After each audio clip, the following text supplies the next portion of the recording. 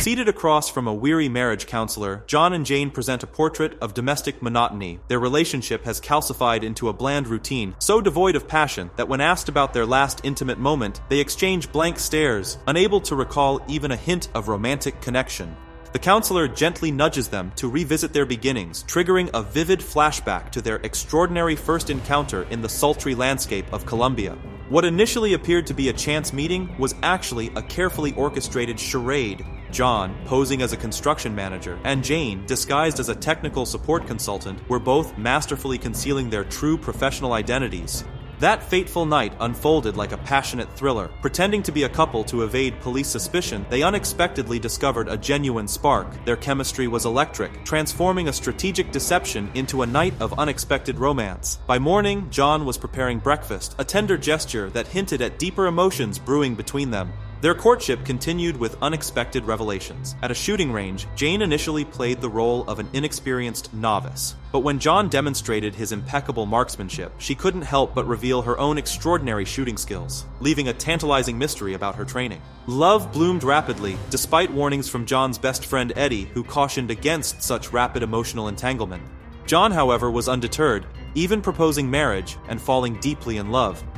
Fast forward 6 years, and their once passionate relationship has deteriorated into a mechanical existence. Conversations are perfunctory, lasting mere minutes. Their mornings follow a robotic routine: work, return home, minimal interaction. Jane's cooking becomes a point of contention, with John secretly adding salt to make her bland meals palatable. During a solo session with the counselor, John reveals the complexity of his feelings, loving Jane yet struggling with the distance between them. Jane shares a similar sentiment, feeling their marriage is more a facade than a genuine connection. The narrative takes a dramatic turn when their carefully maintained facades crumble, exposing a shocking truth. Both John and Jane are professional agents, each serving different agencies, their entire relationship built on a foundation of secrecy and strategic manipulation. The Smiths were the epitome of covert excellence agents, so skilled that failure was a concept entirely foreign to them. Their professional prowess was matched only by their ability to maintain an impeccable suburban facade. Neighborhood gatherings became their stage, where they performed the role of an ordinary married couple with Oscar-worthy precision.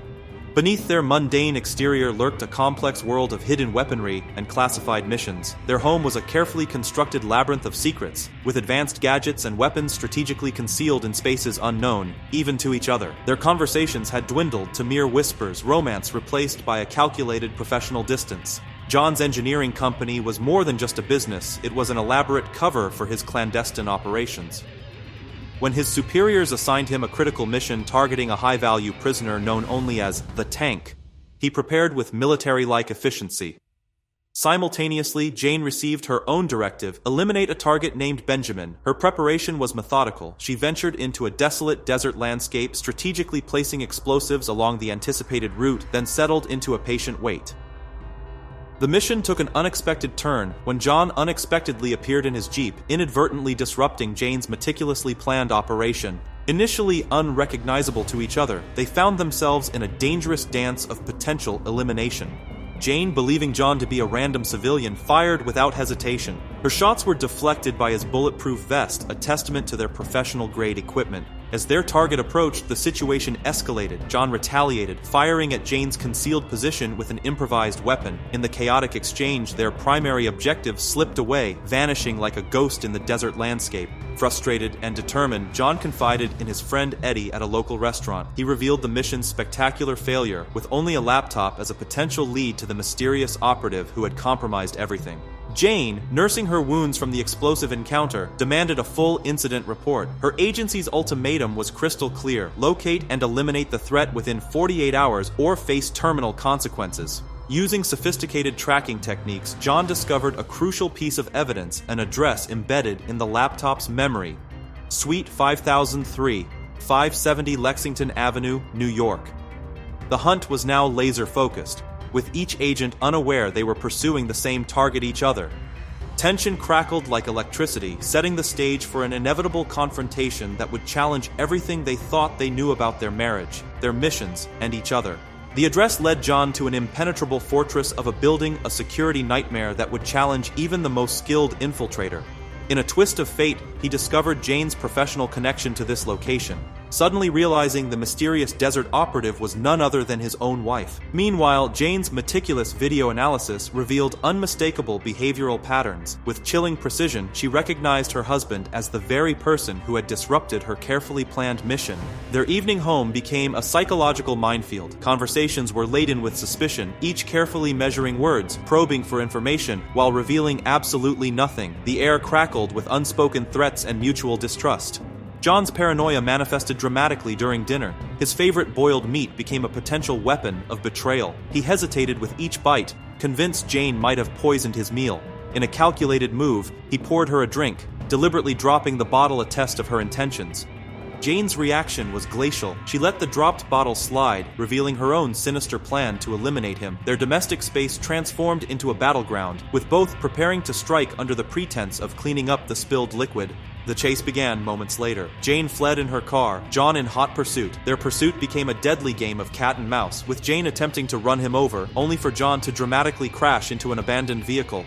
Desperate and betrayed, John sought counsel from his friend Eddie. Their conversation was a whirlwind of suspicion and speculation. Eddie warned that Jane might be listening, that she could be gathering information at this very moment.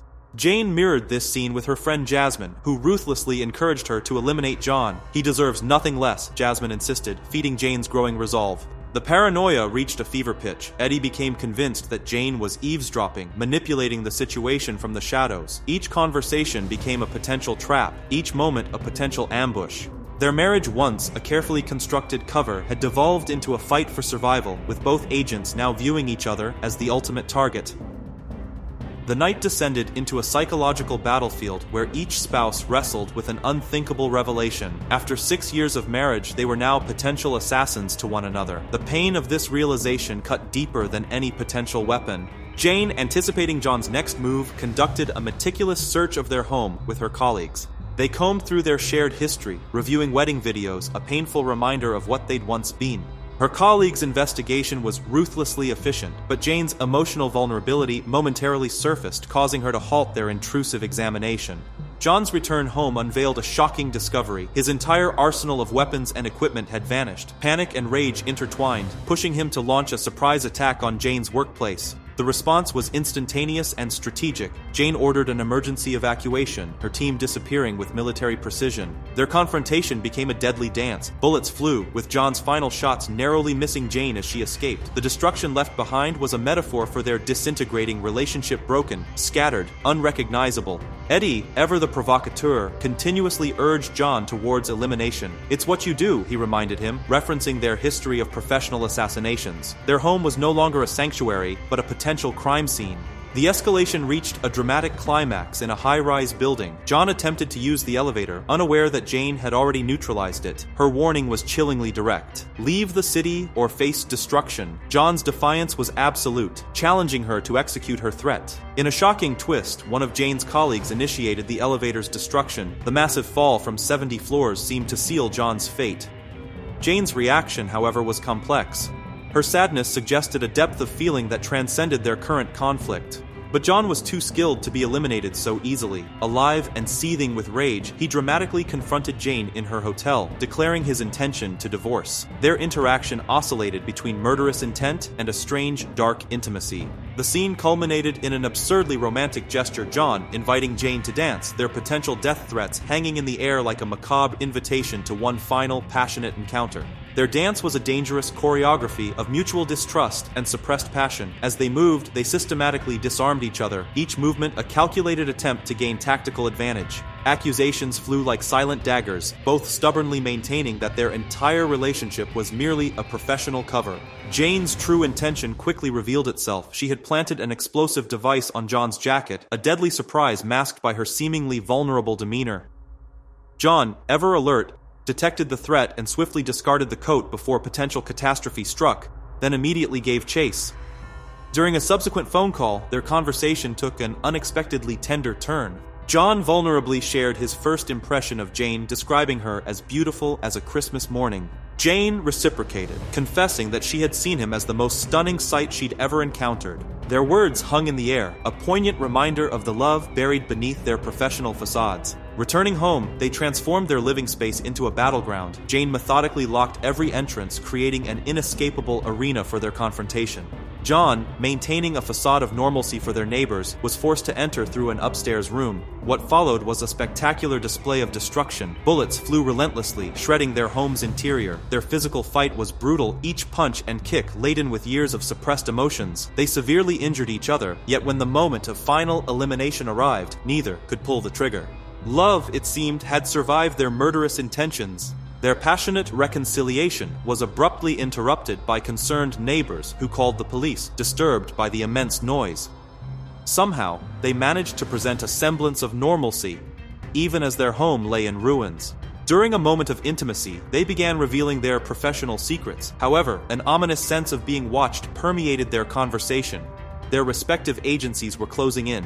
The attack was swift and brutal. The Smiths escaped to their basement, arming themselves with previously hidden weapons. When attackers located them and threw a grenade, John's quick thinking saved them, redirecting the explosive to a fuel tank, creating a massive explosion that consumed their entire house. Survivors of the blast, they quickly commandeered their neighbor's van, eliminating the final attacker and hitting the road. Their vehicles, they realized, were now targets of their own agencies, turning them into fugitives with nowhere to hide. The road became their battlefield, with the Smiths desperately attempting to shake off their pursuers. John's unexpected revelation about a previous marriage ignited Jane's fury, adding another layer of complexity to their already tumultuous relationship. Their conversation became a fascinating mix of mutual criticism and professional respect, each dissecting the other's war tactics with surgical precision. Jane's extraordinary skills finally neutralized the remaining pursuit vehicles, demonstrating why they were considered elite agents. A critical meeting with Eddie unveiled the terrifying truth. Their respective agencies had orchestrated an elaborate plan to eliminate them, viewing their marriage as a professional liability. Eddie's warning was stark.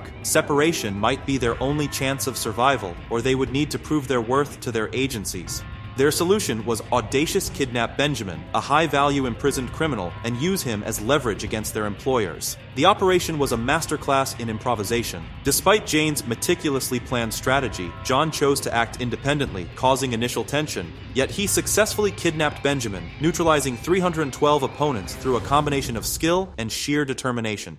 At a nondescript motel, they extracted a shocking revelation from Benjamin. Both agencies had conspired to destroy their marriage, hiring him to drive a wedge between them. Their relationship was seen as a threat to organizational interests, a problem to be eliminated. A tracker discovered they had mere moments to escape. They sought refuge in the city's underground sewers, with Jane proposing an escape plan involving a hidden boat. John, however, was resolute. They would confront their enemies head-on. Their final stand took place in a home decoration store, transforming the mundane space into a war zone. Fighting side by side, they embodied the true meaning of partnership injured, bleeding, but unbroken. Their love became their most potent weapon. Against overwhelming odds, they defeated every attacker, proving that their bond was stronger than any organizational directive. In a beautifully ironic twist, they returned to their marriage counselor, the very person who had first helped them recognize their relationship's challenges. They reported that everything was going well and planned to rebuild their house, a metaphor for reconstructing their relationship. Their story was a testament to love's unexpected power, transforming from potential assassins to ultimate partners, surviving against all